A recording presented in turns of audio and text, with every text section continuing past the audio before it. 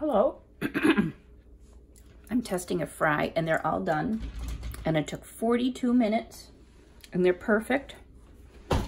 And they're crispy, but on the outside, not like crunchy crispy, but there's certainly a crispness to the outside and the inside is soft there.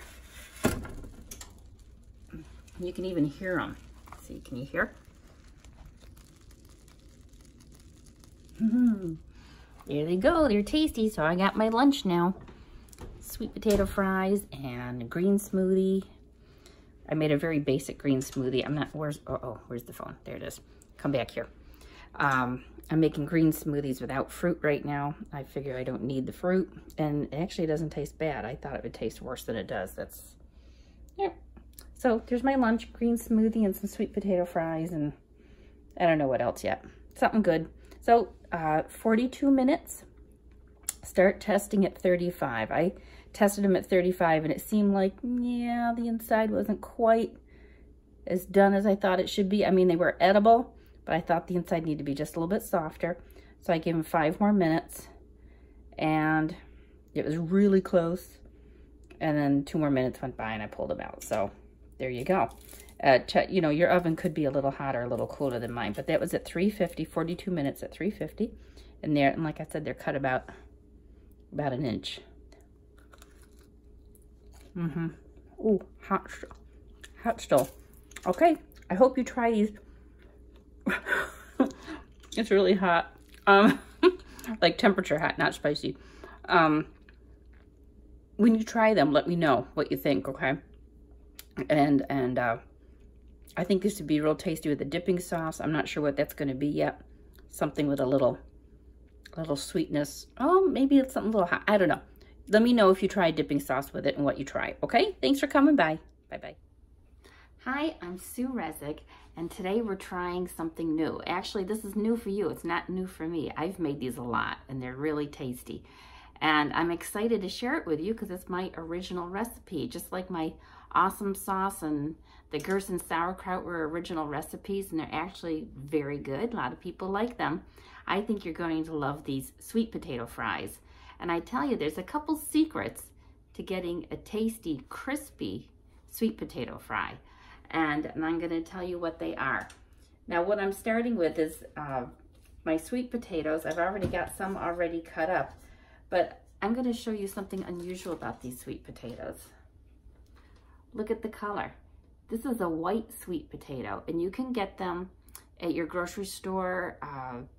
Those have a lighter color skin, the ones that I can get at my regular grocery, but I get these at this little health food store, and these are Japanese sweet potatoes, a white sweet potato. It doesn't matter what the outside color is. What you want inside is the light color sweet potato, and the reason why is because there's a little more starch in it, and the starch helps it to have a better texture, more like a regular French fry.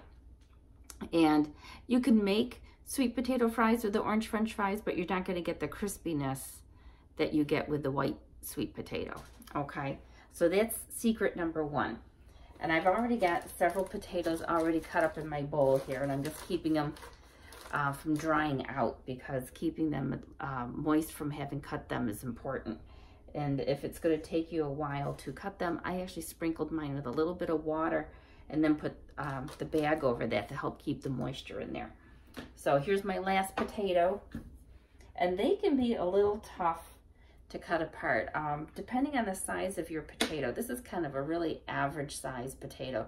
It's like the size of a white russet baking potato, and I will cut this into thirds this way. Okay, 1, 2 cuts so that I have 3 nice slabs. And then I'll turn it the other way and cut those slabs going the other way.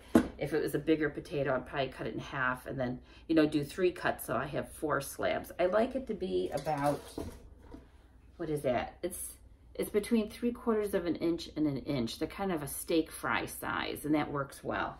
I don't want them too small. They can tend to get soft if they're too small, so I keep them bigger. Okay, so I'm gonna do this. And the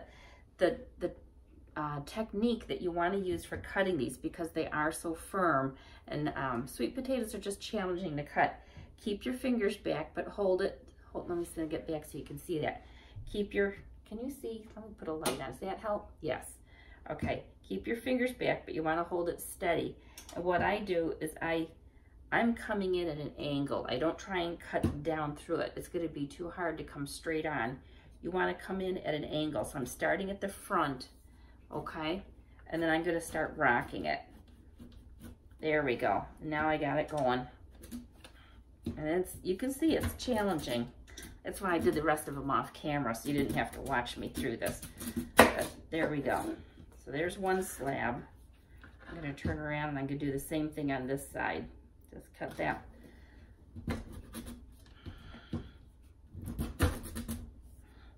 This is probably the reason why people like to buy sweet potato fries. It does take a little bit of work, but they taste a lot better when they're homemade. And now I'm going to cut them into thirds going the other way. There we go. So you can see, I've got a nice size steak fry. So like the size of a finger, okay? That will help you.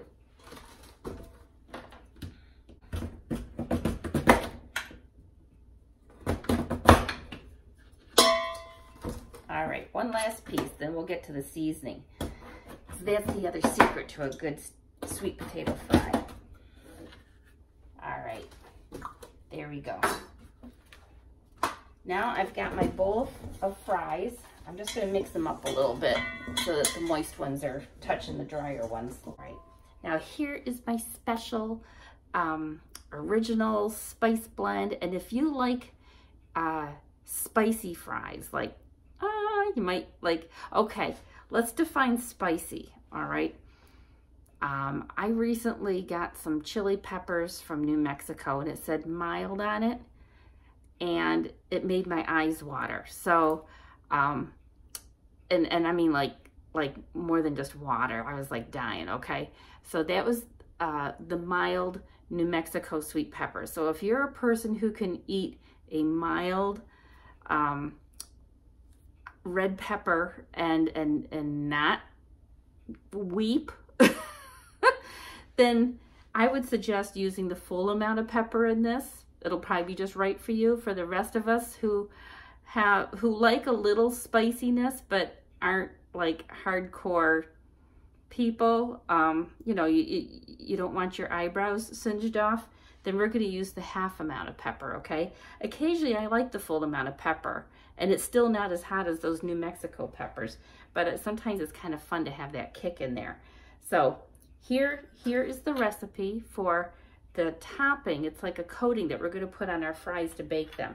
And I start with, and just so you know, you can do this with teaspoons or you can do it with tablespoons. I'm making extra. I like to have a batch of this spice blend made up so that when I do want to make my fries, I just have to grab my spice blend and put it in. And I don't have to make it every single time. It makes it go faster if I just make a big batch. So for my first ingredient, I'm going to use a tablespoon of cinnamon. So, and you remember there's 3 teaspoons in a tablespoon, so I'm making like a triple batch of spices here. I normally, for a single batch of potatoes, would just use a teaspoon. So there's a tablespoon of cinnamon, a tablespoon of onion powder, a tablespoon of garlic powder,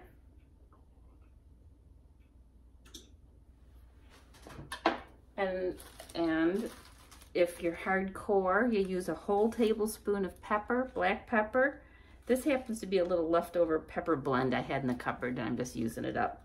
But a tablespoon of black pepper if you really want it zippy. And I'm going to put half of that amount in there. I'm going to use a half a tablespoon, okay?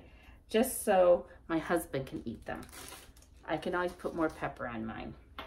And then, now here is our secret ingredient. And it's organic brown sugar. And I'm going to use 2 tablespoons of brown sugar.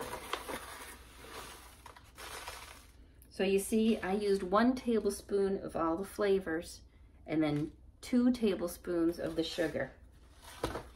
And that sugar is going to help put a crispy glaze on our potatoes, and that's what helps give the little bit of crispness.